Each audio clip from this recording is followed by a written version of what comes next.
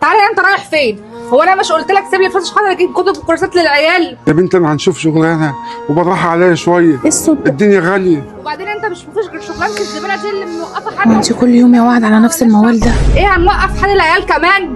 انت مش هتمشي من هنا غير لما تسيب لي فلوس. ان شاء الله ربنا هيفرجها وهنجيب كتب للعيال، بس انا معيش فلوس والله. يا سلام، امال مين بقى اللي هيديني فلوس وانا هاخد فلوس من مين ان شاء الله؟ ولما انت مش قد الجواز ومش قد الخلفه بتتجوز ليه وبتخلف ليه ما دام انت مش عارف اصلا تصرف على مراتك ولا عارف تصرف على عيالك؟ ايه كمان هنوقف مستقبل العيال كمان مش هتجيب لي الكتب؟ مش كفايه العيشه المراره اللي انا عايشه فيها؟ عادة انا شغال شغلانتين، شغلانه الصبح وشغلانه اخر النهار. الصراحه الحاج يعني راجل غلبان. كتب الكنيس وانا صحتي ما عادش مساعداني. زباله ايه؟ هو في حد بيشتغل في الزباله؟ يعني سلام بقى، خلاص كل الشغلانات وقفت مفيش غير الشغلانه دي. لا انت تشوف شغلانه تانيه زي الناس الطبيعيين، وانت ايه اللي مرمطك اصلا يا المرمطه دي يعني؟ خلاص يعني مفيش شغل في الدنيا خالص، مفيش غير الشغلانه المقرفه دي. ان شاء الله ربنا هيجوني، ربنا هيفرجها عادي، بس اصبري معايا شويه والنبي اصبري. يلا عايزه حاجه؟ السلام عليكم. مش عارفه بصراحه انت ايه المبالاه اللي انت فيها دي بصراحه. بقيت عيشه تقرف. انا هفضل مستحمله امتى يا رب المرار ده؟ دعاء، ايه بس يون؟ بتبص عليه عندك تحت. ولا حاجه. بقول لك ايه؟ قولي. ايدك على 500 جنيه. ليه؟ من غير ليه؟ 500 جنيه وخلاص. احلى 500 جنيه يا ست، اتفضلي.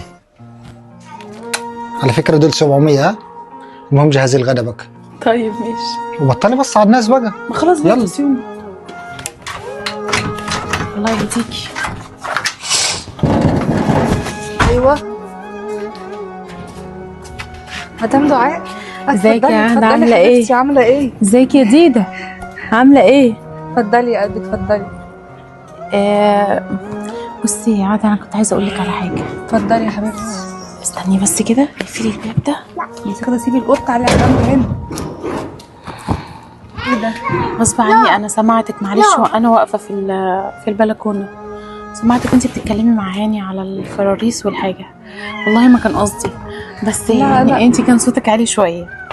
فعلا والله من ان هو مش عايز اصلا يجيب لي حاجه خالص، هو مش عايز، هو يا عيني الظروف معاه متلخبطه خالص. معلش لا انا بس المدارس بقى داخله وانت عارفه. دي حاجه جديده بتاعت المدرسه. طب ليه كده تعبتي نفسك يعني يا مدام دعاء؟ لا والله مش تعب ولا حاجه. كلفتي نفسك. ودي عشان خاطر المصاريف بتاعت المدرسه. حبيبتي ربنا يخليكي. بصي ده من خيركم يعني، ده انتوا بسببكم انتوا في العماره بقت كويسه وبقت احسن. والحاج هاني راجل محترم. بس انا ممكن اقول لك على حاجه تتقبليها مني، يعني اعتبريني زي اختي. لا اتفضلي طبعا. بصي هو يعني انا اكيد انت بقى